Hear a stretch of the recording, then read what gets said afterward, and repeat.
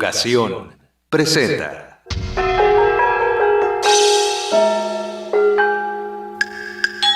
Tú, yo, él, ella, ellos, nosotros, nosotras.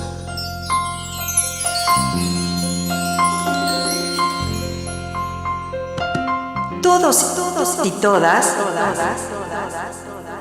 Habitamos en el jardín de las orquídeas.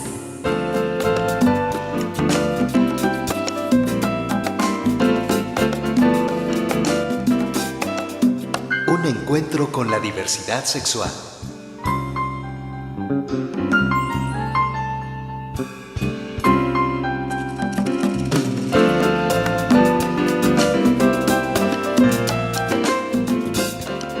La militancia de la diversidad sexual desde los derechos humanos.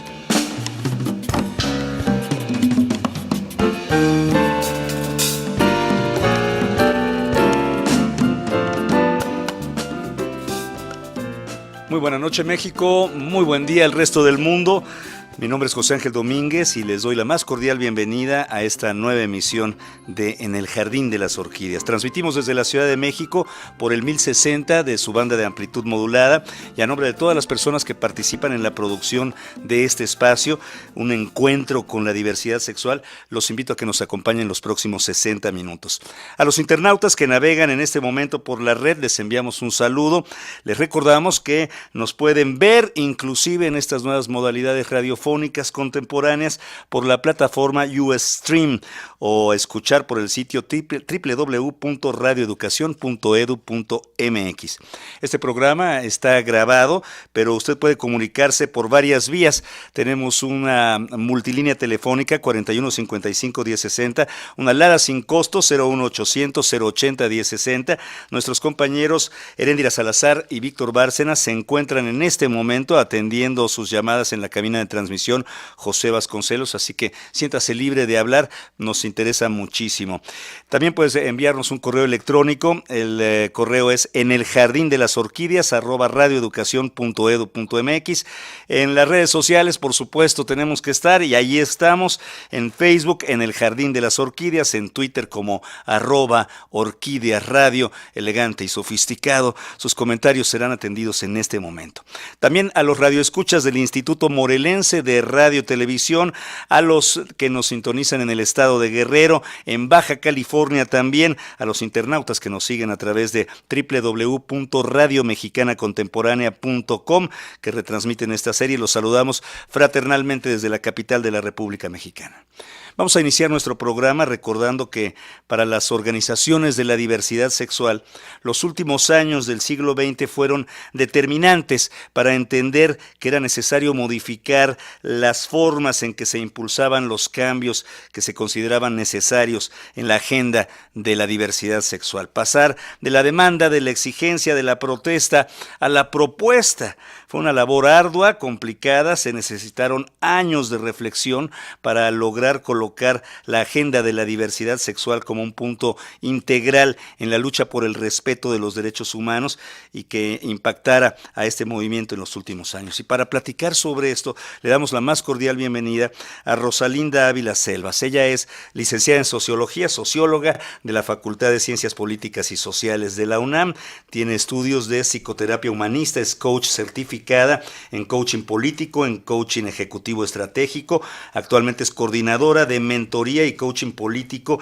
en iniciativa Suma Democracia es Igualdad, así como integrante del equipo de empoderamiento económico de las mujeres en los municipios del mismo proyecto. Ella forma parte de Mujeres Trabajadoras Unidas, asociación civil, y participa en la Red Nacional Mujeres en Plural, cuyo propósito es la promoción de la democracia paritaria en nuestro país. Tiene un currículum muy amplio y muy interesante, los invitamos a consultarlo en internet y te damos la más cordial bienvenida, Rosalinda. Muchas gracias. Muchísimas gracias, encantada de estar aquí. Es un placer. Bueno. También está con nosotros la maestra Angie Rueda Castillo. Ella cuenta con También es socióloga, la licenciatura en Sociología con especialidad en Sociología Política por la Universidad Iberoamericana, maestría en Sociología con especialidad en Análisis Político también en la misma universidad, estudios de doctorado en Ciencias Sociales con especialidad en Ciencia Política por la Ibero. Ha sido subjefa del Departamento de Enlace con organizaciones de la Jefatura de Servicios de Derechos Humanos y Participación Social de la Subdirección de Atención a la Derechohabiencia de la Secretaría General del Instituto de Seguridad y Servicios Sociales de los Trabajadores del Estado, el ISSSTE. Esto fue de febrero del 2013 a la fecha, más bien esto ha realizado un sinfín de publicaciones, entre las que queremos destacar Hola, yo soy Angie, testimonio de una mujer transexual. Como activista es integrante del Frente Ciudadano Pro Derechos de Transexuales y Transgéneros, el Frente Trans, que impulsa desde 2007 la aprobación de la Ley de Identidad de Género a nivel federal y en 2008 la reforma en la materia en el Distrito Federal y la creación del programa transgénero en Clínica Especializada Condesa. Muchísimas gracias, Angie, por acompañarnos. Es un placer. También se encuentra con nosotros y le damos la más cordial bienvenida a Alejandra Rojas Pérez. Ella es feminista, es consultora en derechos humanos, ha trabajado en política social, en temas de desarrollo municipal, medición de la pobreza, género, discriminación y en derechos humanos. Es asesora legislativa en 5 distintas legislaturas. Participó e impulsó la aprobación de la reforma constitucional en materia de derechos humanos del 2011. Coordinó la elaboración de la fórmula para asignar los recursos federales contra la pobreza del ramo 33 y es directora de políticas públicas en el Consejo Nacional para Prevenir la Discriminación, en donde elaboró el segundo Programa Nacional para Prevenir y Eliminar la Discriminación. Alejandra, muchas gracias por tu tiempo, por tu disposición. Gracias a ti, pero nada más quiero aclarar que ya no soy directora en Conapred. Fue directora, sí, fuiste directora, sí, disculpa el dislate, pero bueno, quiero decirles que más adelante vamos a tener desde el estado de Morelos la colaboración de Alma González Figueroa. En esta ocasión ella platicó con integrantes del movimiento transgénero en Acción Morelos. Sus invitadas son la abogada Jessica Gama y Norma Montes. Pero antes de entrar en materia, ¿qué les parece si vemos el material que preparó la producción para ponernos en contexto?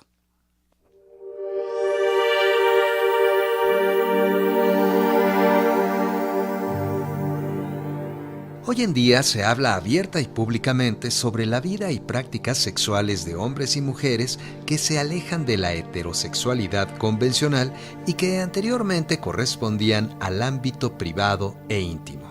Así como se reconoce que la sexualidad y sus prácticas son muy diversas, dependiendo de las concepciones mismas que tenemos de las distintas culturas. Es indiscutible que la forma de organización social, los intereses económicos y políticos, Los movimientos sociales, los nuevos discursos sobre derechos humanos y la democratización, el rápido y fácil acceso e intercambio de información en el ámbito mundial, el reconocimiento de la variabilidad cultural, el cambio de valores intergeneracionales, los cambios en las relaciones entre hombres y mujeres. Todos estos aspectos y otros como los científicos han dado visibilidad a prácticas sexuales distintas a la heterosexual.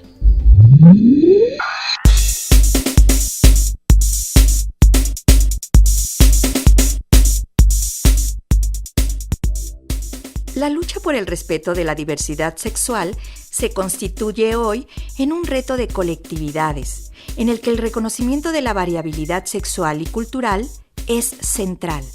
Esta lucha implica una amplia alianza de los movimientos por el respeto de la libertad sexual de cada uno de los grupos involucrados, feminista, lésbico, transgénero, gay, bisexual, desde cada una de las distintas organizaciones sociales y culturales.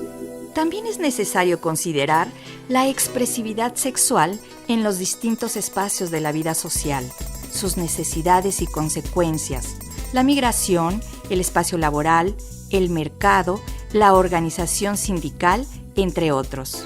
Los esfuerzos de la lucha política por la libertad sexual, principalmente del movimiento lésbico-gay, han llevado a alcanzar una gran visibilidad y reconocimiento social. Mientras cada día la presencia de otras formas de expresión de la sexualidad va no solo ganando terreno, sino conquistando derechos. Sin embargo, la prevalencia de una visión masculina de la sexualidad, como de los estereotipos étnicos raciales, tienen aún vigencia plena, incluso entre las organizaciones más progresistas, lo que implica la necesidad de impulsar un amplio cambio cultural. Información tomada de La diversidad sexual, un reto pendiente, de Gloria Careaga Pérez, que puede consultar completo en el sitio www.dgespe.cep.gov.mx.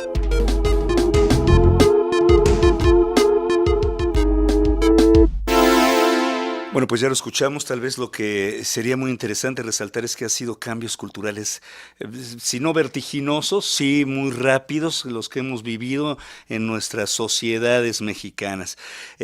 Pero en los inicios del movimiento de la diversidad sexual, dirían ustedes, gentiles amigas, que ¿cuáles fueron los primeros sustentos argumentales, los teóricos, si es que los hubo, que apoyaron las demandas de los diversos grupos que fueron construyendo estos espacios? ¿Qué dirías, Rosalinda Ávila?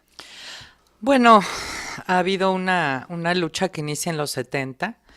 Imagino que en estos programas se ha abordado cuál es esa lucha. Y por supuesto me parece que hay un cambio conceptual, teórico muy importante. Yo quisiera centrarme en un aspecto.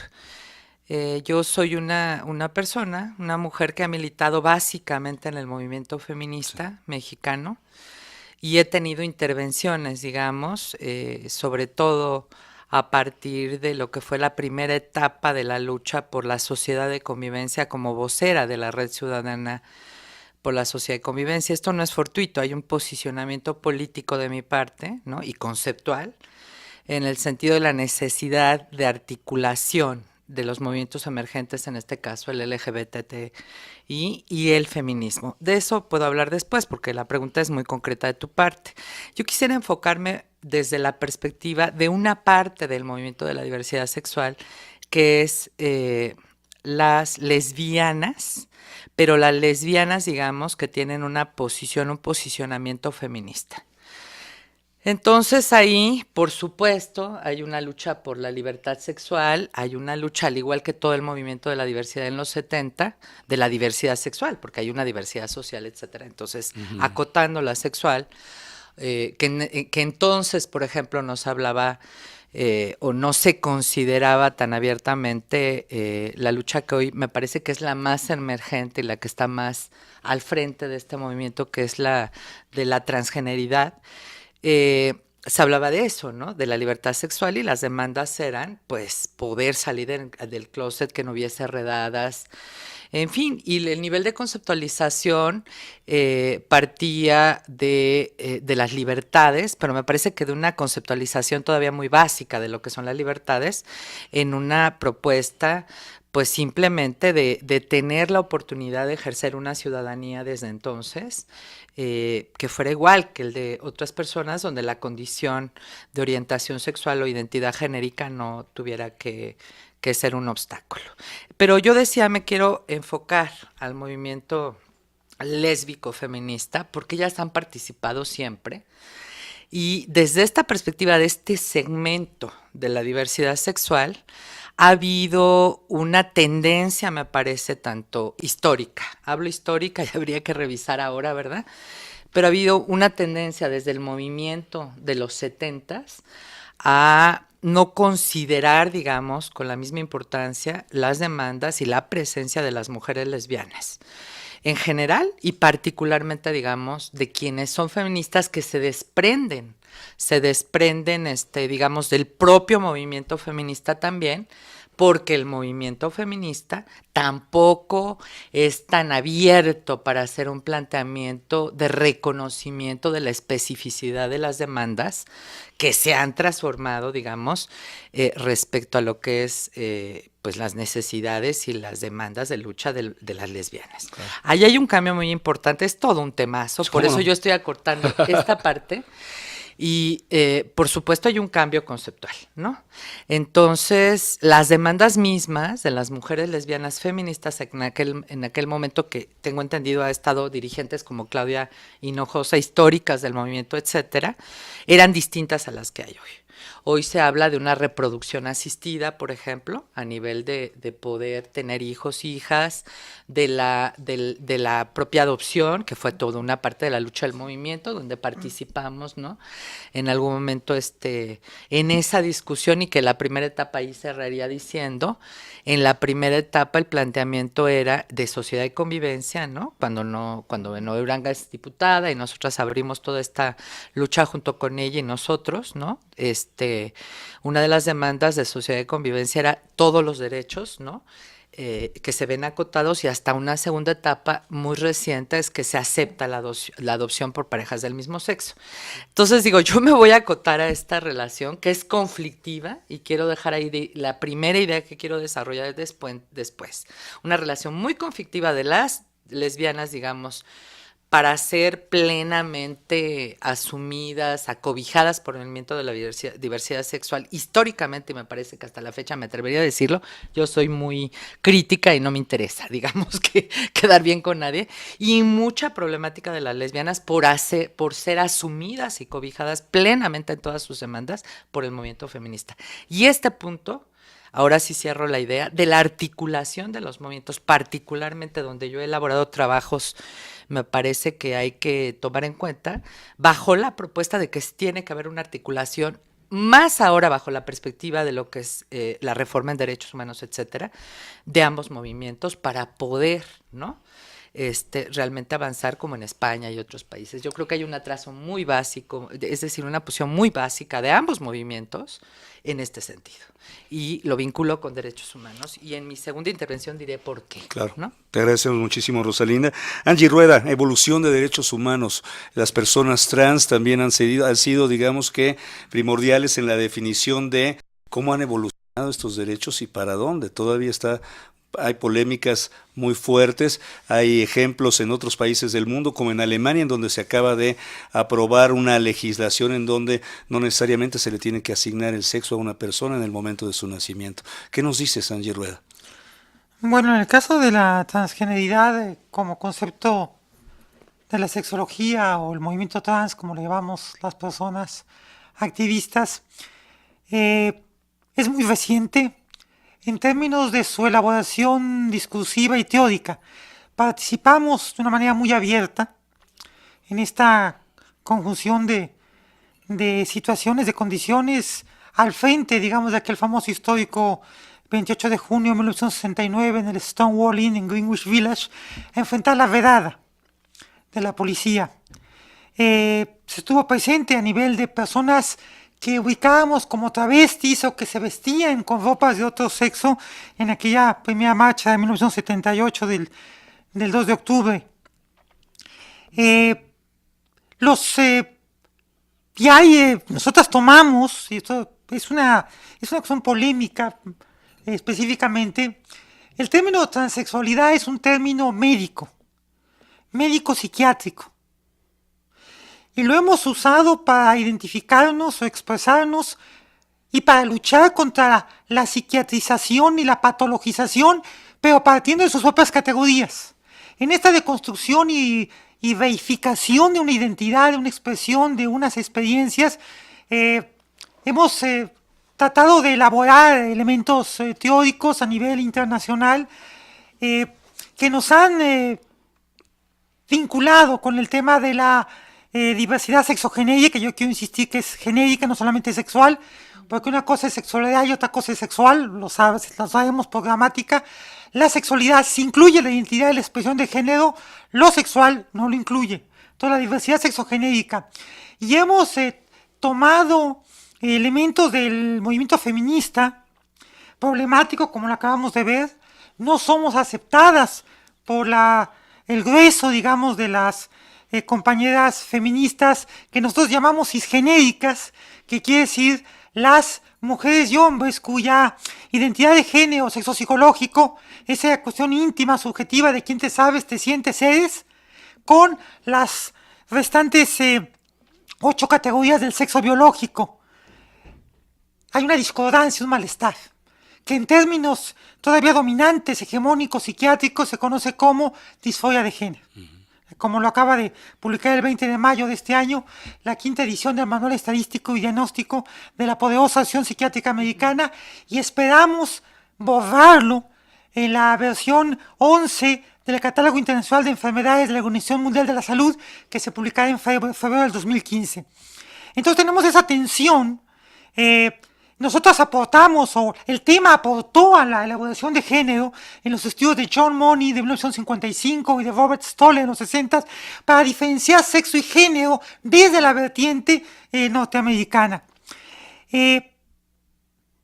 También nos hemos acercado a los derechos humanos porque precisamente hemos reivindicado el derecho a la identidad de ser quienes somos. Y esto nos emparenta con otras comunidades étnicas nacionales. Y también nos hemos acercado a las luchas políticas y sociales. Ahora, en términos políticos concretos, nuestra presencia, yo siempre he dicho que si el movimiento LGBT está en la primaria, en relación con el movimiento obrero, el movimiento de los derechos por la democracia, el movimiento por el medio ambiente, nosotros estamos apenas en maternal. En párvulos. Y las personas intersexuales todavía están apenas más embrionarias, ¿no? Lo que ha habido en el ámbito trans en México específicamente, que es lo que más conozco yo, es la cuestión de grupos de autoayuda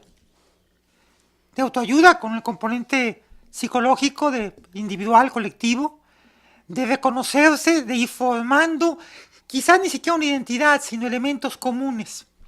El caso de ON, Inteligencia Transgenérica, el caso de Dualidad Genérica, el caso de Travestis México.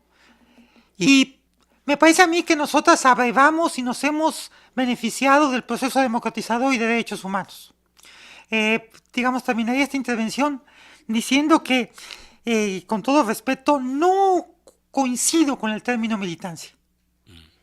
Porque el término militancia, que yo entiendo obviamente, yo milité en la izquierda, desde las juventudes comunistas hasta el PRD, del cual yo no pertenezco, tenía todo un concepto, toda una idea, en mucho sentido muy recuperable, pero en otro sentido muy doctrinaria y muy cerrada. ¿Por cuál lo sustituirías? Muy de obediencias.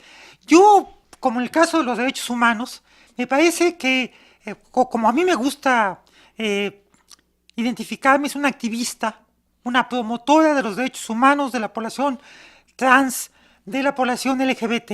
Me parece que las realidades actuales de las redes, de los colectivos y organizaciones, ofrecen, para el caso de la cultura política mexicana, de la psicología social que tenemos en México, mejores elementos. Reconozco la Federación de LGBT en España y en Argentina. Creo que todavía estamos muy lejos de eso. Nos han metido en discusiones. Yo creo que debemos de tener una mayor amplitud y variedad de formas de intervención. Acaba de pasar una semana cultural trans que le platicaba a la Belena, que justamente lo que dijo no es política en el sentido partidista. Es de construcción de una cultura trans, pero es política finalmente. Claro. Alejandra Rojas, hemos escuchado aquí ya dos posturas que nos perfilan una historia también de la diversidad sexual dentro de las demandas de los derechos humanos. Nos habla Rosalinda de la participación del feminismo, de este movimiento feminista. Nos habla Angie Rueda de la comunidad trans o las personas trans que están intentando construir una comunidad. ¿Sí identificas estas demandas de la diversidad sexual en la evolución de los derechos humanos? Por supuesto. Bueno, yo primero confieso que no me siento muy cómoda con el término de diversidad sexual solo. Creo que también los heterosexuales somos parte de esa diversidad sexual, porque si no estaríamos cayendo en esos absolutismos, ¿no? De que hay moldes casi científicos de que es un hombre y una mujer, y la sexualidad puede variar a lo largo de la vida, ¿no? Es algo que se mueve, sí, que cambia. Entonces siento que todos estamos dentro de ese concepto. Y me parece muy importante algunas cosas que recupero de lo que decía Angie. de que siempre damos por supuesto que en la izquierda hay una agenda progresista, de avanzada, y en realidad lo que yo conozco de la historia de del movimiento autodenominado LGBT es que desde el 78 se enfrentaron a una izquierda estalinista cerrada, ¿no? Entonces no sorprende Dogmática. que actualmente la izquierda quiera seguir interviniendo. Y esto es importante también por algo que decía Angie. Fíjate, en el 77 empieza la transición a la democracia, en el 78 se empieza ya a dar el primer manifiesto homosexual, ¿no? Con José Joaquín Blanco. Entonces no es casual. La democracia en la transición viene a abrir ese closet, pero ojo, no quiere decir que lo que había dentro era democrático, ¿no? Ni lo que estaba afuera tampoco. Sí. Entonces, sí tenemos muchos déficits democráticos en toda esta sexualidad, en toda esta diversidad, en esta construcción. Es cuando se empieza a hablar, como dice Rosalinda, de construir ciudadanía, es decir, reconocernos con esos derechos, ¿no? Como portadores de esos derechos. Y empieza en esta línea histórica el movimiento desde esta resistencia, después pasa con el VIH en los 80s a... Momento crucial ahí también, ¿no? Es otra segunda etapa, según lo entiendo yo, por cuestionar esa identidad, por reposicionarse, y finalmente que ahora estamos, yo diría, en una tercera etapa en donde ya se está normalizando, y sobre todo con la reforma constitucional de derechos humanos y una serie de documentos internacionales que también ya se empiezan a cuajar, ¿no?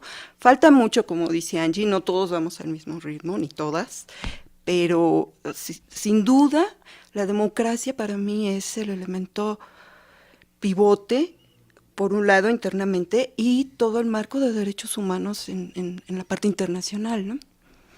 Claro. Bueno, pues les recordamos que nuestros compañeros Erendira Salazar y Víctor Bárcenas están en este momento en la cabina José Vasconcelos atendiendo sus llamadas, que debe haber muchas y está muy interesante la charla. El tiempo es el asesino, 4155-1060, la sin costo 01800-080-1060. Por internet te puedes comunicar a nuestro correo electrónico en el jardín de las orquídeas @radioeducacion.edu.mx. Estamos en redes sociales, Facebook, en el jardín de las orquídeas, en Twitter como @Orquídeas Radio. Tenemos otra cápsula preparada por la producción que te invito a escuchar.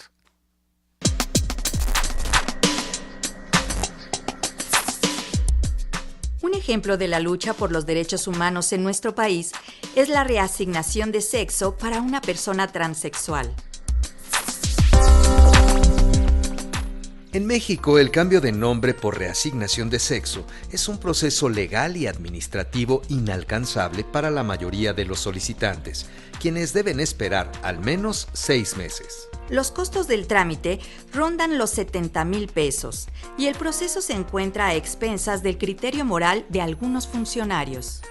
Este derecho fue incorporado al Código Civil del Distrito Federal en enero de 2009. Se gestó desde la comunidad transexual para combatir la discriminación y concitó el apoyo de defensores de los derechos humanos, sociólogos, antropólogos, médicos, abogados, incluso diputados locales.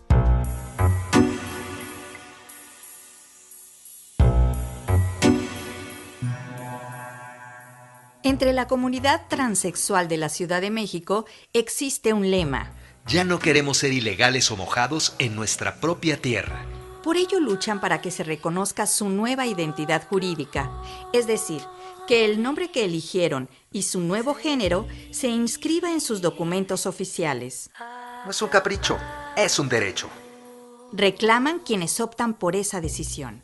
Hasta enero de 2009, cuando se reformó el Código Civil del Distrito Federal, la anterior identidad se inscribía en el margen del acta de nacimiento original, lo que daba pie a eventuales vejaciones. Para este grupo, el que esto se suprima constituye un logro que, sin embargo, solo ejercen unos cuantos por su estratosférico costo. Tener un nombre adecuado a su personalidad abre el camino a las chicas trans y a los chicos trans en el sector laboral, porque las empresas no te contratan y nuestras oportunidades laborales se reducen al show business, la moda, la estética y lo que es hoy por hoy la labor punta, el sexo servicio, al que todos estamos orillados porque tenemos que vivir.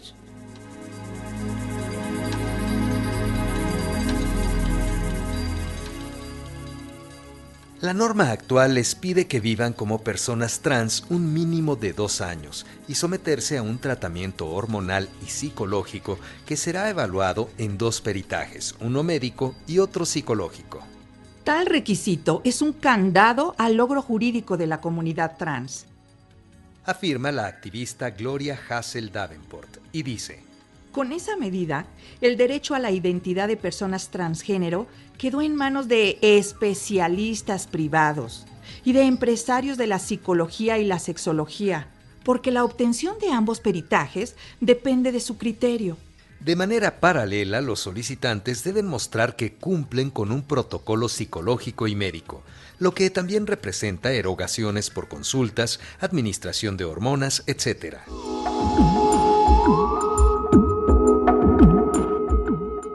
La presión de organizaciones transexuales y solidarias dio como resultado que en enero de 2009 se pusiera en marcha la Iniciativa Escarlata, por lo que la Secretaría de Salud del Distrito Federal, a través de la Clínica de Especialidades Condesa, apoya con hormonas y tratamiento psicológico a personas transgénero que mantienen sus órganos y solo cambian su apariencia física, y transexuales que cambian sus órganos sexuales.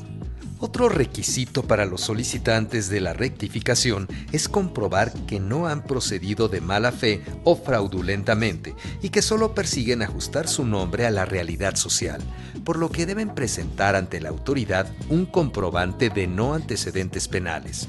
Frente a este candado, el Estado no garantiza a los ciudadanos que su identidad anterior no será suplantada ni mal utilizados sus datos personales. Por lo que sé, el acta de nacimiento anterior se resguarda en el registro civil por cualquier cosa legal que suceda. Por ejemplo, un delito, y con ello puedan saber quién era yo antes. Dice una persona transexual. Para Miguel Rábago, el significado de esta disparidad jurídica radica en la inequidad. Mientras se insista en estigmatizar a quienes ejercen su diversidad sexual, se seguirá diciendo que ellos son quienes harán mal uso de ese cambio. Y como los solicitantes nunca se preguntan qué hace el Estado con los datos personales de su identidad anterior, sugiere revisar si las leyes de acceso a la información pública aminoran esos riesgos.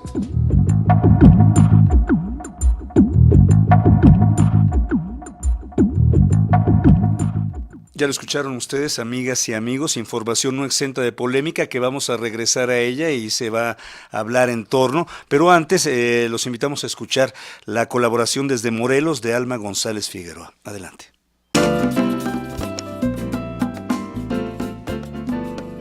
Hola, les saluda Alma González Figueroa desde el municipio de Jiutepec, en el estado de Morelos. El tema de hoy es la militancia por los derechos humanos de la diversidad sexual. En un programa anterior, la legendaria activista Trini Gutiérrez mencionó que Nancy Cárdenas aquí realizó en el estado de Morelos una de las primeras reuniones para crear este movimiento.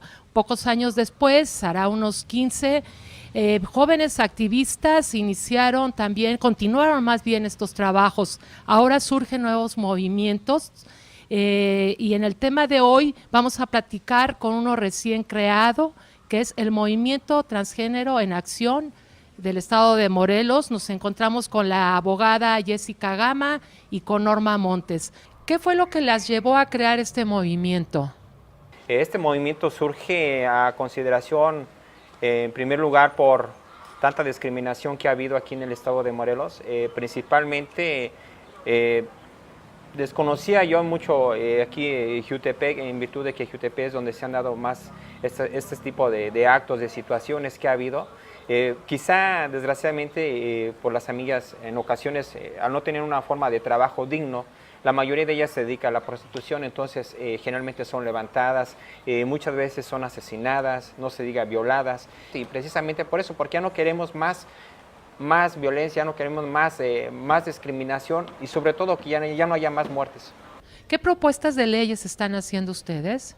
Tenemos conocimiento, antes que nada, esto en base a las reformas constitucionales que ha habido de hace 2 años pasados, del 2011, en el cual precisamente se reformó el artículo 1 y el 4 constitucional, y el primero precisamente nos habla de la igualdad, que todos ante la ley somos iguales, igualmente ante la sociedad. Y por otra parte el artículo 4, que prohíbe precisamente la discriminación, así como también el Instituto Nacional del CONAPRED, que es precisamente quien posteriormente da vida a la ley de discriminación, y consecuentemente ahora en el pasado mes de agosto el gobierno del estado de Morelos implementó una ley que se llama precisamente ley para prevenir y erradicar toda clase de discriminación en el estado de Morelos. Por lo tanto, sí pedimos a los ayuntamientos, primero antes que nada, en este caso a las instancias jurídicas que les corresponden, que esta ley sea debatida y sea analizada y sea sobre todo aplicada a favor de la comunidad transgénero. ¿Están pensando en trabajar por buscar mejores condiciones de trabajo, mejores condiciones laborales? Sí, de hecho, como decía la compañera aquí presente, Jessica, yo creo que haría bien, porque para evitar todo ese tipo de abusos, ¿no? Y sobre todo para trabajar de la mano con la comunidad, con los municipios. Si trabajamos en conjunto, tanto gobierno, ¿sí?, como con los grupos activistas, yo creo que haríamos mucho. También algo muy importante, así se prevendría más el VIH-Sida, que está ganando terreno a grandes escalas en todo el país, y no tan solo el país, sino a nivel mundial, que ya es un caso muy alarmante.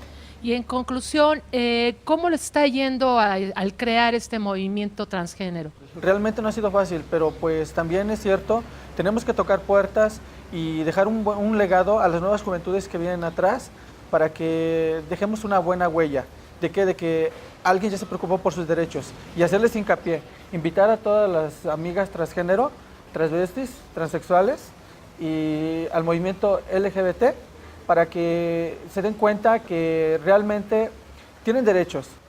Norma y Jessica, gracias. Es importante mencionar al público que esta es una primera parte de esta entrevista. La siguiente semana podrán escuchar la segunda parte, que en este mismo momento grabaremos.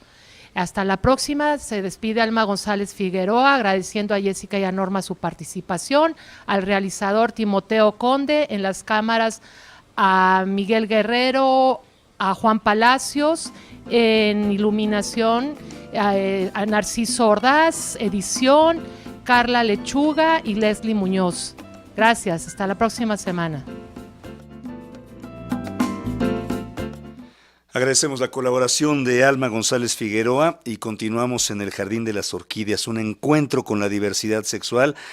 Seguimos la charla con nuestras invitadas, a quienes les agradecemos: Rosalinda Ávila, Angie Rueda, Alejandra Rosas. No exento de polémica, vamos a entrar a eso, pero yo quisiera que continuáramos con Rosalinda Ávila, porque dejamos, digamos que, una explicación en camino, ¿no? El feminismo, los grupos de la diversidad sexual construyendo comunidades, intentando construir políticas públicas, abatir muertes violentas y demás, luchando contra el SIDA. ¿Dirías tú también que la visión masculina de la sexualidad ha sido un factor que entorpece los avances de estos colectivos, hablando desde el feminismo, al cual los varones de repente, impulsados por el feminismo, pues nos estamos intentando integrar de repente?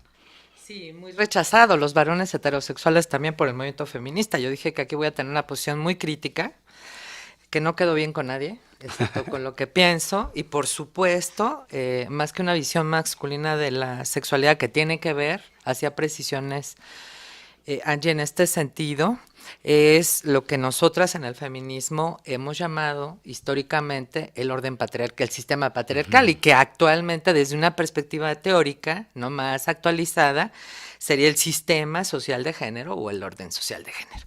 Por supuesto, te digo rápidamente, claro que esta visión ha sido la que ha obstaculizado finalmente el ejercicio de libertades y de la sexualidad, de las libertades, de las identidades, etcétera, y es lo que hay que transformar. Y retomo esta idea, porque ya sé que el tiempo está en contra nuestra y me encantaría hablar mucho más tiempo, pero quiero reflexionar sobre varias cosas.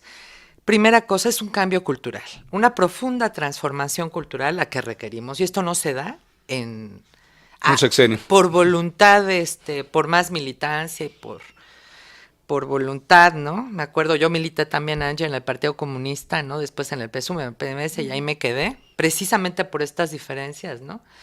Dije, no, me fui al movimiento feminista, pero decía una amiga, pues se pueden usar groserías aquí. Una amiga ya fallecida, mi querida Flora Sí, claro. Boldú, decía, la revolución es un asunto de huevos. Claro. La revolución y la transformación cultural, la revolución cultural no es un asunto de huevos. Entonces lo quiero precisar porque son procesos milenarios que para desconstruir y cambiar, yo diría es más fácil abatir la pobreza, y mira qué afirmación estoy haciendo, que hacer las transformaciones culturales de este orden. Y en ese sentido entro con un matiz con lo que planteó mi amiga Alejandra, es decir, hay tensiones en las izquierdas, por supuesto, pero yo creo que también tenemos que dar cuenta, de que es desde las izquierdas, no la izquierda, ¿no? Las generalizaciones creo que Ya fueron, sí. Exacto, y lo digo desde una militancia desde el 74 en el Partido Comunista, y dije que deriva en el feminismo. Creo que es desde las izquierdas, para reivindicar un poco a Amalia García, Dulce María Pascual, etcétera, PSUM sobre todo, porque nuestros compañeros, Mario Rivas, que falleció, que era un excelente cantante, un tenor maravilloso que cantaba a la internacional, MSC, y vivía en el closet, y después se va a un grupo maravilloso, ¿no? Y es un tenor y un artista maravilloso, ya muerto, ¿no? Fallecido, pues vivía en el closet en el Partido Comunista, pero en el PSUM se empiezan a dar transformaciones. Amalia García, yo no voy a hablar de las diferencias ideológicas, pero Amalia García es una gente que es congruente a morir, y yo lo viví, ¿no? Defendiendo todas estas libertades en el partido. Y luego hay transformaciones, perdóname, pero las políticas públicas, limitadas, lo que quieras, no han venido de gobiernos panistas ni de gobiernos priistas. Es más, corrijo, porque en Coahuila, la segunda, digamos, avance que tenemos después de Sociedad de Convivencia, que es el reconocimiento a través del PACS, el pacto el pacto, ¿cómo se llama? En el de Coahuila, Civil de Solidaridad, se da de un gobierno priista. Entonces digo, hago el matiz, mi amigo y yo siempre polemizamos, porque creo que sí hay una alianza, y entro al tercer tema, ¿no? Es decir, uno, hay un cambio cultural que requerimos, que requiere tiempo, y que ahí vamos, yo estoy optimista en ese sentido. Dos, desde las izquierdas sobre todo, o desde la postura liberal, es que se ha dado este cambio. Y número 3, ya voy a cerrar mi segunda idea porque el tiempo me gana, es justamente el enfoque. Tú hiciste una primera pregunta y me parece fundamental. Es decir, yo creo que los movimientos, los propios partidos políticos tienen que desarrollar, tienen que conocer la teoría, tienen que conocer y manejar bien los conceptos. Es decir, esto de ser de izquierda, ¿verdad? Y ser homofóbico, lesbofóbico, transfóbico, es una contradicción, por supuesto. Pero la verdad es que también lo que aporta el feminismo y el movimiento de la llamada diversidad sexual es una visión a la izquierda donde está presente las libertades. Nosotras que militamos, ¿no?, en las izquierdas, se veía una desigualdad, que era la económica, pero hoy sabemos, y la perspectiva de género y derechos humanos nos ha mostrado con nitidez que no solo es la desigualdad económica. Es decir, que este planteamiento, ¿verdad?, de primero los pobres o solo la desigualdad. Yo no estoy diciendo, yo soy una gente, yo me defino como una gente socialdemócrata, es decir, libertades más justicia social, y lo digo abiertamente, pero nos enseñan estos movimientos, y hablo de conceptualizar, de hacer una mejor planteamiento y postura ideológica, que no solo es la pobreza, que hay múltiples desigualdades, ¿no? Y entro al enfoque de los derechos humanos, y ahí quiero señalar claramente la reforma constitucional de junio de 2011, que estoy segura que muchas feministas y muchos compañeros LGBT, TTI no la conocen, es algo que tenemos que difundir. Es decir, es la madre, diría yo, que no me gusta el término madre porque también nos remite a una cuestión, es la reforma de las reformas desde mi perspectiva, y tenemos que defenderla, porque ya con esa reforma, ¿no?, se incorpora digamos, la categoría, el concepto, con todo lo que implica de derechos humanos. Y segunda cosa, los tratados internacionales suscritos por México, ratificados por el Senado, etcétera, tienen ya la misma, digamos, jerarquía, ¿no? Y también está en discusión, no me voy a meter en ese matiz, solo sé que hemos logrado desde el feminismo, que hemos logrado avances impresionantes. Y dos, yo puedo decirte que, por ejemplo, los principios de Yogyakarta, ¿no? Que es un tratado de varios principios, y que seguramente mis compañeras en su tiempo podrán, si quieren hablar de ello, plantea los derechos humanos, ¿no? Digamos, derivados de la identidad de género y de la orientación sexual. Entonces, me parece que esa difusión de esos derechos y ese amarrar, digamos, en los hechos, demandarlos incluso en tribunales, es una posibilidad que estamos teniendo. Finalizo, porque a lo mejor ya no puedo hablar. El movimiento, ambos movimientos, tienen que discutir y que tener más solidez teórica. Cierro diciendo, defendí casi con mi cuerpo y ganamos. Alejandra fue una de las personas que estuvo en el último movimiento feminista de Zacatecas, nacional feminista. Se oponían a que entraran las mujeres feministas trans. ¿Y sabes qué argumentaban? Y eso es una debilidad teórica brutal. Las compañeras, algunas, no hay que generalizar, yo estoy en contra de las generalizaciones, pues que simplemente que no tenían la experiencia, que no habían sido mujeres biológicas. Ganamos esa lucha.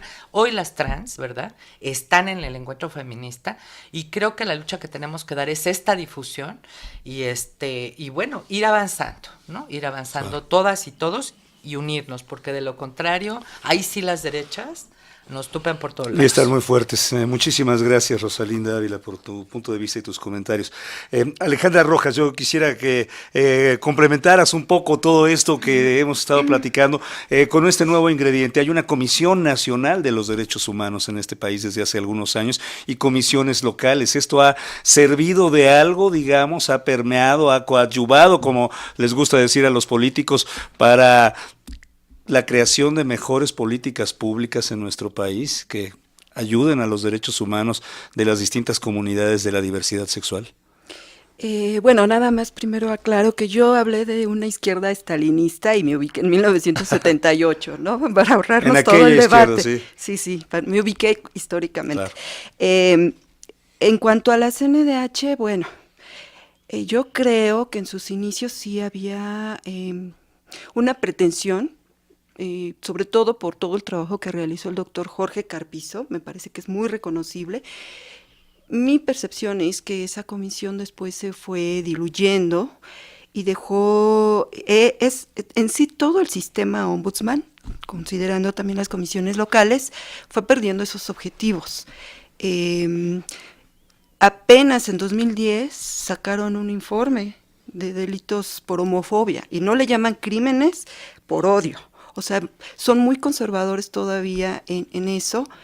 No hacen, aunque lo dicen, una fuerte investigación. En realidad están retomando muchos datos de lo que es Letra S, de lo que es la Comisión Ciudadana, para investigar los crímenes de odio por homofobia, Amnistía Internacional, o sea, toman de distintos organizaciones y simplemente dicen que es un informe, ¿no? Pero yo siento una investigación muy débil y ese es un elemento que bueno que sale, porque creo que para poder comprender un fenómeno como cultural, sexual, biológico, por donde quieras, necesitas evidencias, necesitas datos y se investiga muy poco, ¿no? No se llevan registros incluso en los juzgados de estas agresiones, ¿no?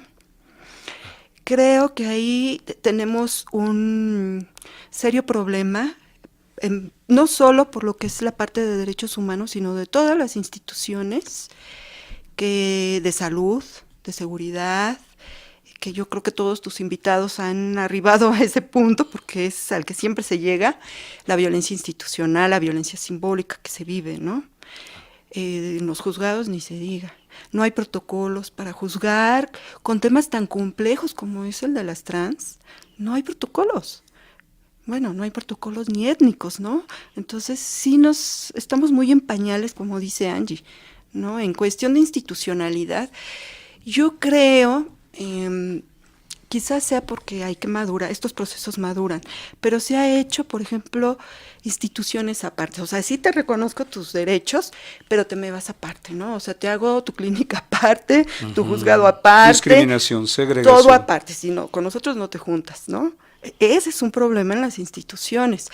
Cuando lo que se debería de hacer es que todas las instituciones se transformen y nos atiendan a todas y a todos por igual, con con lo mismo, ¿no? Y con las acciones afirmativas que apliquen.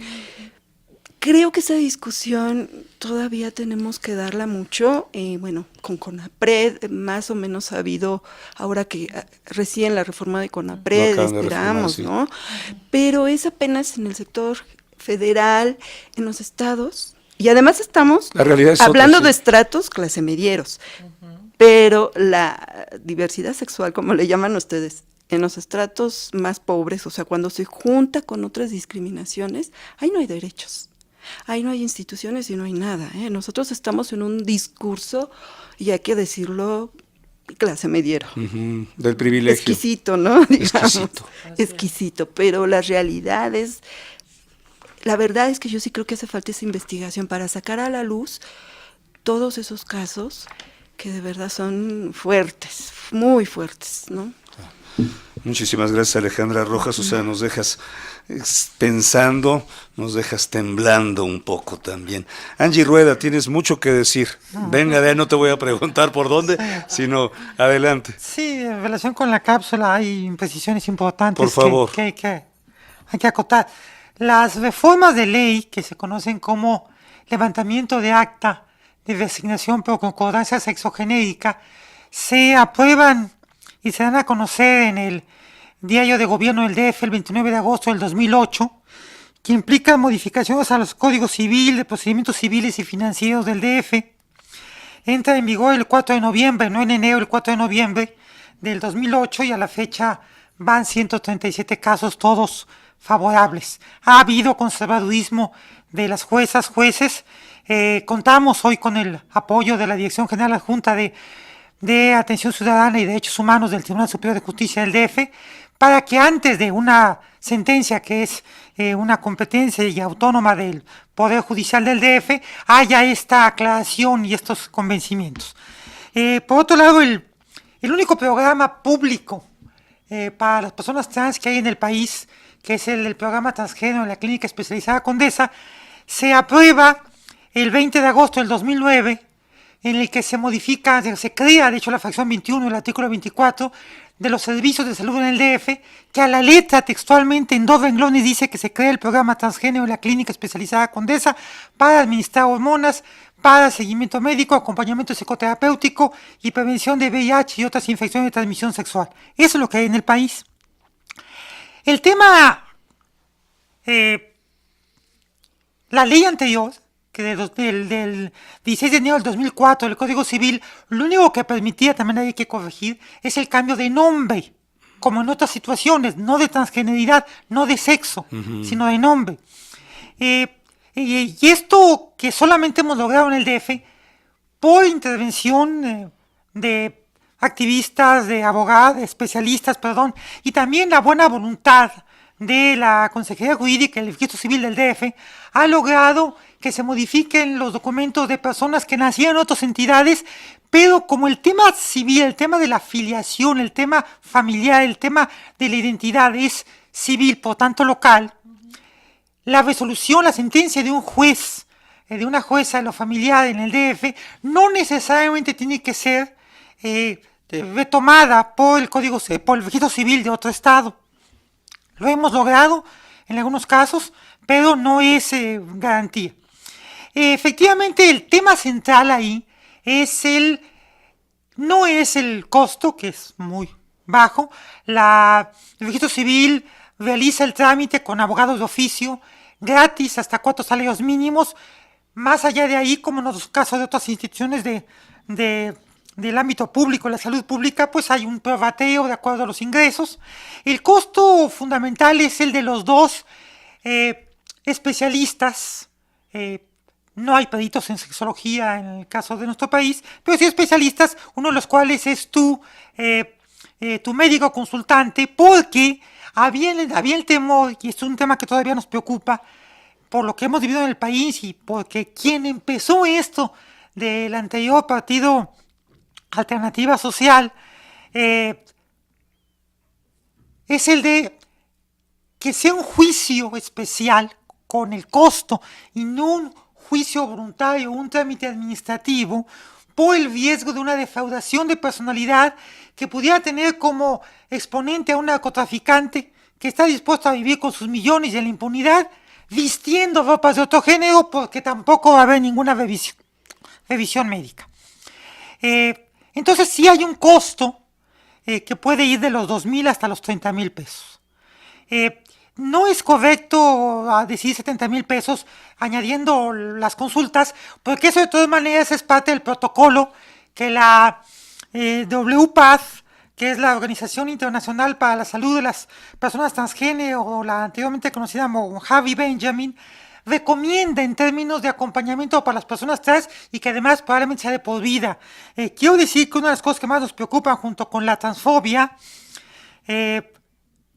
hoy es el día de nacimiento de nuestra amiga asesinada Gadi Gómez Bastida, que fue la primera titular de la unidad especializada de la Procuraduría General de Justicia del DF en atención a usuarios de la población LGBT, que está ahí en el Centro Comunitario de la Diversidad Sexual en Génova 30H, y que fue asesinada. Entonces, no solamente es el tema de la transfobia, sino un tema que no hemos podido resolver en ninguna parte del mundo, y estoy hablando de los países más avanzados, nórdicos, escandinavos, que es el hecho de que la causal de muertes no naturales mayoritaria de las personas trans sigue siendo el suicidio.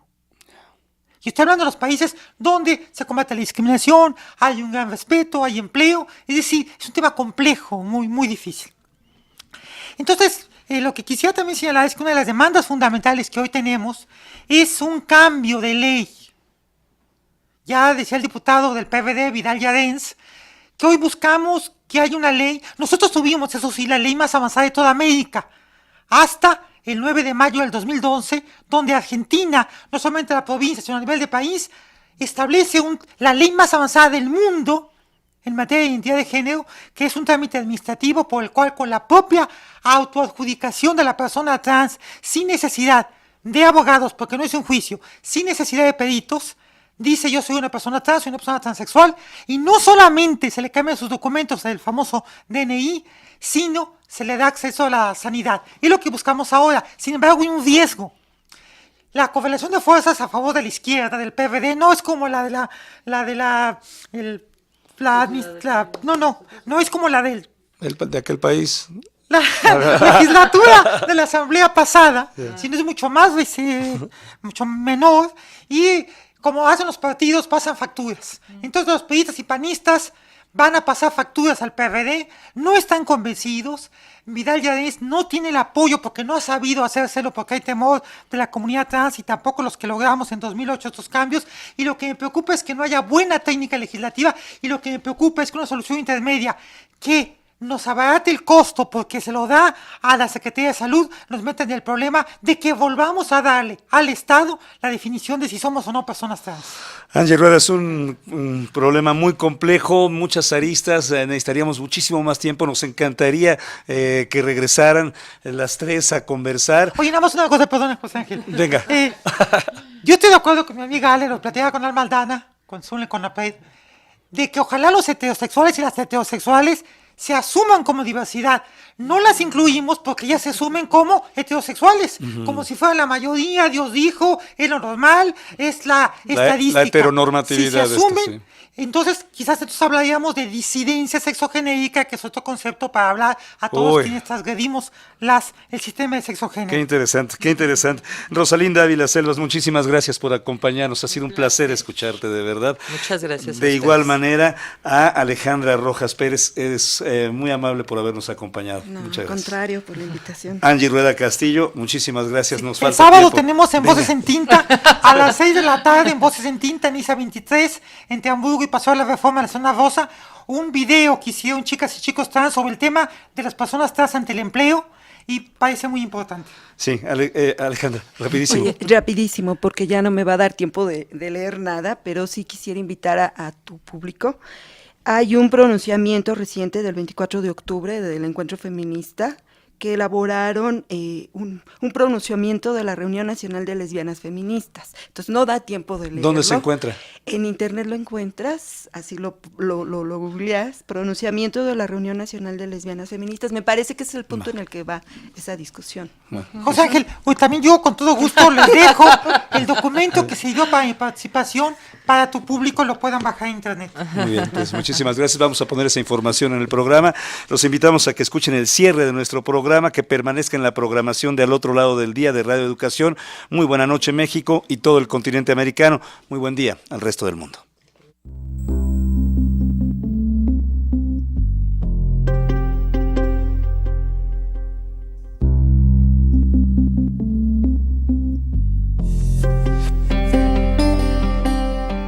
Esto fue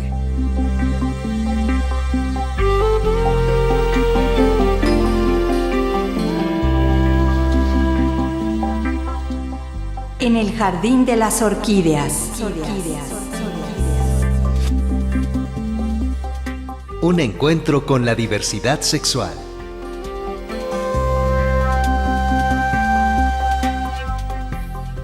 Agradecemos al artista plástico Antonio Suárez por la aportación de sus pinturas para dar imagen a este programa. Operación de audio, Antonio Fernández, Francisco Aguilar, Luis Luna y Raúl Núñez. Prácticas profesionales, Ilse García Cortés. Responsables de la transmisión vía streaming, Mónica Salcedo y Jorge Humberto Chávez. Atendiendo las redes sociales y teléfonos, Víctor Bárcenas y Heréndira Salazar. Asistente de producción, Alma Lilia Martínez Baje. Voces, Ignacio Casas y Aide Hunda. Investigación de Víctor Bárcenas. Musicalización y efectos, Heréndira Salazar. En la conducción, José Ángel Domínguez y Elizabeth Nolasco. Coordinación ejecutiva, guión y producción, Laura Elena Padrón para Radio Educación.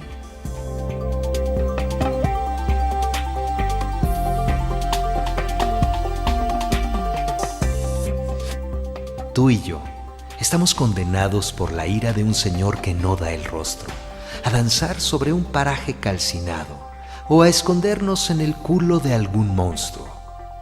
Tú y yo, siempre prisioneros de aquella maldición desconocida, sin vivir, luchando por la vida, sin cabeza, poniéndonos sombrero, vagabundos sin tiempo y sin espacio. Una noche incesante nos envuelve, nos enreda los pies, nos entorpece. Caminamos soñando un gran palacio y el sol su imagen rota nos devuelve, transformada en prisión que nos guarece. Tú y yo estamos condenados, de Reinaldo Arenas.